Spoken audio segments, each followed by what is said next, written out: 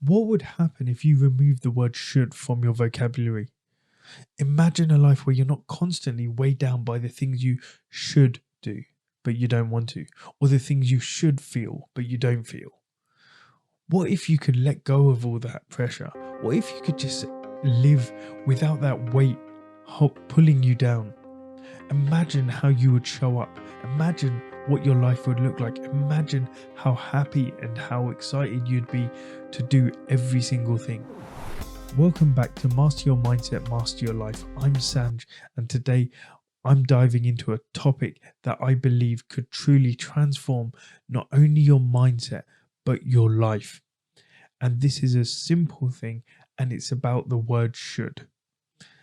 As always, if you get something from this episode, please leave a comment and let me know what your biggest takeaway was. If you know someone who will benefit from hearing this, please share it with them. Otherwise, just leave me a rating or a review. So, to kick things off, here's a quote from Wayne Dyer. Stop acting as if life is a rehearsal. Live this day as if it were your last. The past is over and gone, and the future is not guaranteed. So this sums up what I'm going to be talking about today. I'm going to be talking about the word should and why it is so dangerous. We're going to be looking at why it has such a negative impact on your mindset, how it keeps you locked in cycles of guilt and obligation, and how you can break out of that, break away from those shackles that are holding you. Because here's the truth, should can be one of the most limiting words in your vocabulary. I'm going to be talking about how should keeps you feeling stuck, keeps you feeling trapped, keeps you feeling encased by obligations that you don't truly believe in, and why it is so empowering when you get rid of it. I'll be giving you some powerful ways, some easy to implement techniques to stop using it and reframe your mindset so you can start living your life on your terms. Should has so much negativity surrounding it. It invokes guilt, it invokes obligation.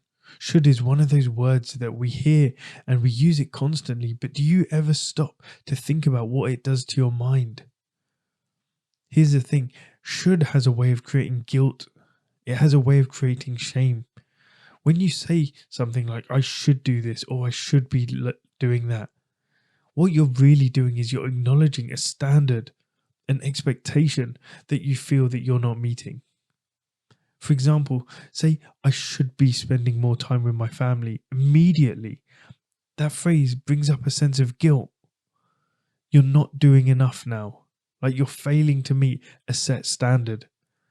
Even though the intention may be good, even though you could be spending as much time as you possibly have at the moment, you saying you should spend more time with the family, it means that you're actually tying yourself up with feelings of inadequacy.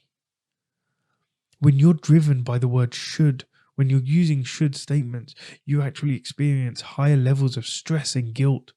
Can you imagine how mentally draining it is on your emotional energy? Guilt is one of the most powerful negative emotions, and it can lead to stress, anxiety, and even depression when it's chronic. So think about this. Every time you say the word should, you're unknowingly inviting this negativity into your life.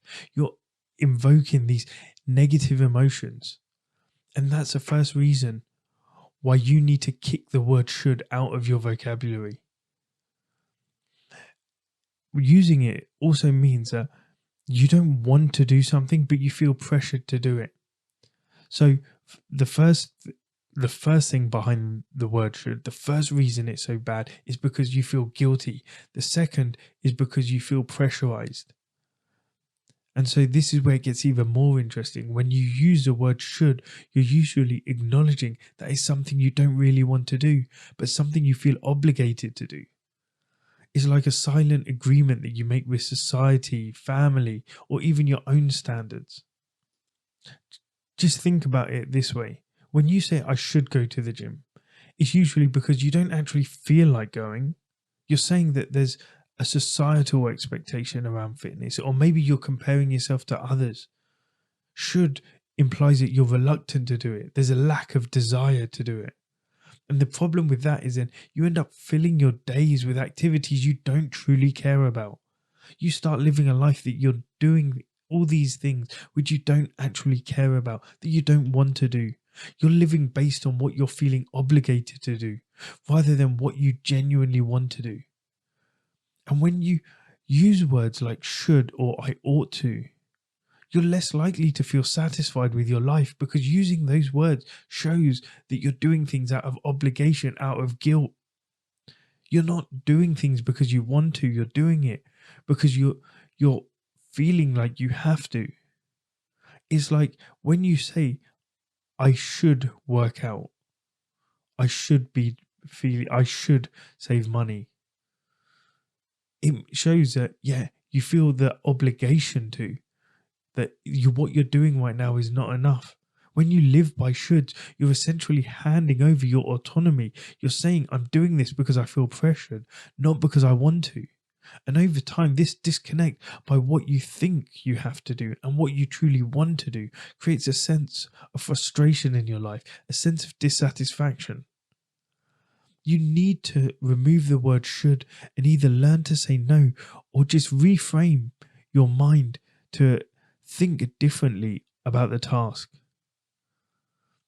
When you start replacing should with intentional choices, you can either learn to say no to things that don't align with you, that don't actually match up with your values, or reframe your mindset to actually want to do the task. Learning to say no, first of all, is one of the most liberating skills. It's the most, one of the, actually, I'd say it's the most awkward one I started off using. When you remove the word should from your vocabulary, it actually gives you the space to say, you know what? No, I don't want to do that. And that's okay to say. Or if it's ultimately beneficial, you can actually try shifting your mindset to see it as a positive choice rather than an obligation. For example, you can use exercise again. I should exercise more could be reframed to actually, I want to exercise more because it will make me feel energized and strong. I should eat healthier could be reframed to, I want to actually be in better shape and I want more energy. When you notice a difference, you can actually get from something that's quite negative to something quite positive. It's I should do exercise or I get to do exercise. It turns it from actually that obligation to excitement. Now it's a choice that you're making for your benefit, not just a box that you're trying to check just to get over the guilt. When you're more likely to follow through if you reframe these obligations that you're feeling at the moment as personal choices. So replacing should with positive statements can actually make it easier for you to achieve your goals. And if you want to, yeah, if you want to start doing that, here are 3 ways to reframe your mind and get more comfortable in saying no to the things that you don't want to do. Number 1 is start with self-reflection and clarity. Start by actually deciding what's important to you. What's actually, where's your ultimate goal? Where do you want to end up in life? Take a few minutes just to reflect. Are the things you're doing the things you want to be doing, or are they things you feel like you should be doing? Well, you find that these pressures are often rooted in other people's expectations of you. They're rooted in your outdated beliefs. And when you actually self reflect, when you get that clarity, once you've identified them, you can identify and evaluate whether they align with your values. If they don't, it's a sign that you can either reframe it or let it go. The second thing is practice saying no. Practice saying no to the small things. Yeah, it's very difficult. It's very uncomfortable to say no, but start with small things. Maybe it's an invitation to an event or just a task that you really don't want to do, but you would feel pressure to accept it. Try saying no gently but firmly. And then tell yourself, think to yourself, how does it feel? Notice how it feels. Over time, you'll build up confidence in when you do that, because you're actually setting boundaries. You're prioritizing what truly matters to you.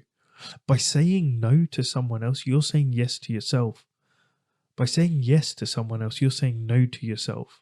You could want that evening in, but you say yes to going out for drinks. You say no to going out to drinks. You're saying yes to that chilled evening that you've been looking forward to. When you regularly set boundaries, you will feel less stressed because you're not feeling you're living a life that's just actually for someone else. It's okay to put yourself first sometimes. And finally, reframe those obligations as positive choices. If you know something is good for you in the long run and you don't want to do it today, start thinking long term. Start shifting your mindset. Turn that should in, like, rather than, oh, I have to work out. No, you get to work out. I should be eating healthier. No, I get to eat healthier. I get to nourish my body with good food. I should spend more time with my family. I get to spend more time with my family.